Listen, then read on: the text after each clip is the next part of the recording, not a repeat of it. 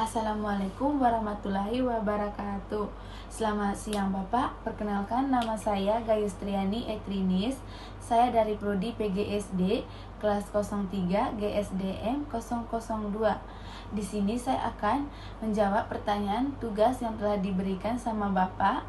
Dan di sini saya akan menjawab pertanyaan nomor 2 dengan pertanyaan, dalam konteks pembelajaran, sejauh mana kemampuan berbicara ilmiah dapat meningkatkan keterampilan berpikir kritis mahasiswa, dan bagaimana pendidik dapat merancang aktivitas yang mendorong integrasi antara penguasaan materi dan kemampuan komunitas ilmiah.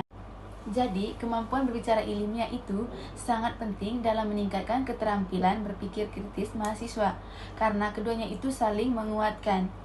Jadi, sejauh mana pembicara ilmiah itu meningkatkan berpikir kritis? Jadi, yang pertama itu ada meningkatkan secara signifikan atau high impact.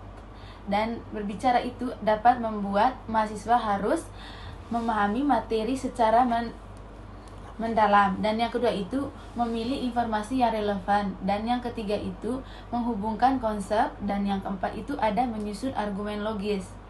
Jadi semua proses itu adalah inti dari berpikir kritis, karena itu dampaknya besar dan langsung.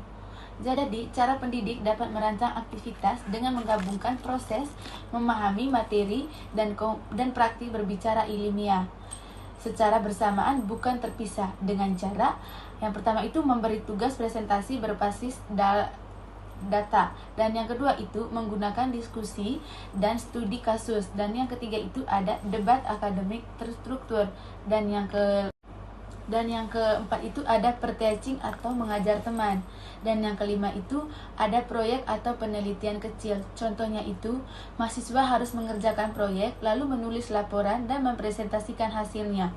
Jadi inti dari materi ini, pendidikan dapat mengintegrasikan penguasaan materi dan komunikasi ilmiah dengan menghadirkan aktivitas yang menuntut mahasiswa agar memahami atau menganalisis dan menjelaskan konsep secara ilmiah dan secara bersamaan. Terima kasih Pak, selamat siang.